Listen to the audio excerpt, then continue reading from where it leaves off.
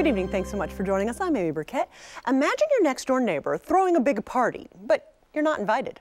Everybody's there, all so close, all having fun. All you can do is watch from a distance. Well, that's kind of what it's like here in the Charlotte area.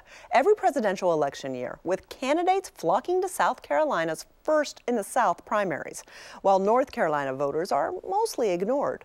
Carolina Impact's Jeff Saunier joins us from York County with more. Well, Amy, if you live in North Carolina, you know that things are a little bit different here in South Carolina. Gas is cheaper, and that's good.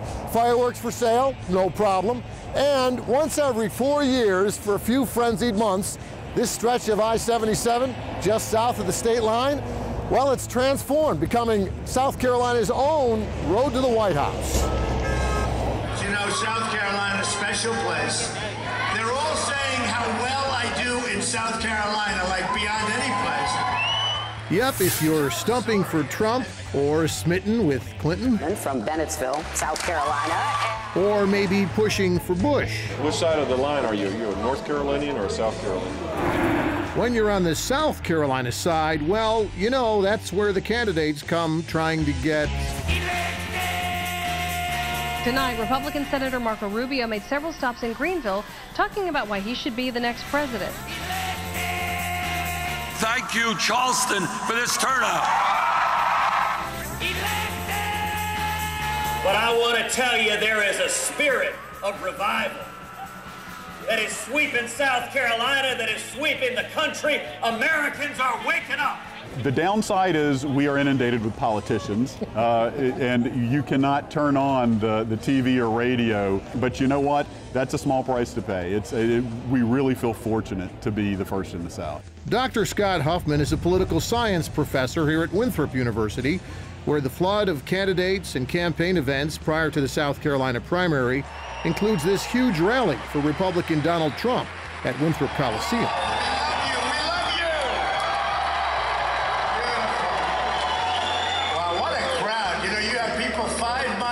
In their cars. Should we wait for them to come in? No. And another one related to South Carolina, the country. There was also this First in the South candidate forum for Democrats, airing nationwide from Winthrop on MSNBC. Hillary! Hillary! Anybody want a Bernie sign? Outside, long lines of supporters wait anxiously to get in with free tickets when the candidates come to town. We are just checking the ticket to make sure you have it. And they surround the stages when the cable networks move their nightly news and talk shows to South Carolina from New York and Washington.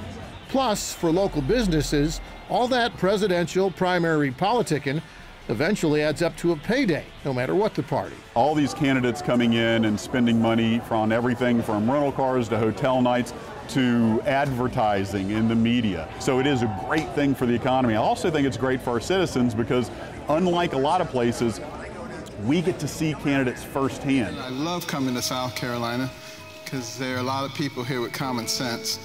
And Meanwhile, across the state line in North Carolina, Lonely, I'm Mr. Lonely. Yep, while their favorite candidates head south, North Carolina voters have to get their cruise from the news, their Jeb from the web, their Rubio from YouTubia. You know, you've got to be there. You've got to show up while people are still excited.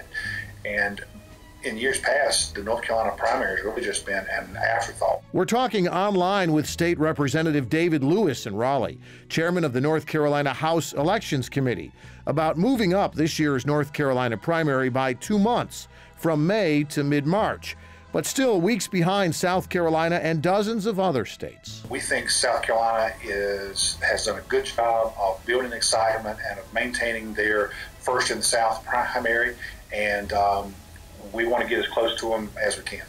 Nobody in the process has a better record in South Carolina. And while organizers for Trump and the other campaigns stress South Carolina's importance deciding who runs in November, North Carolina may actually have a bigger role deciding who wins in November. All South Carolina is a spectator when it comes to the general election. As soon as the nominees are decided, South Carolina ceases to matter and North Carolina becomes the entire focus of their attention. North Carolina can swing and can make a huge difference.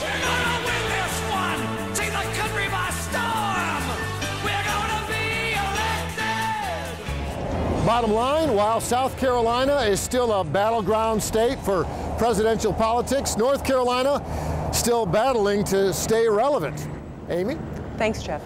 Lawmakers in Raleigh tell us that after this election year, they'll look at moving North Carolina's presidential primary even earlier for the 2020 election.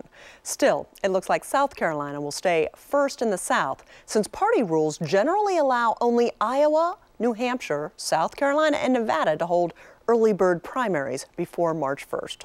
Well, let's shift from politics to health. The U.S.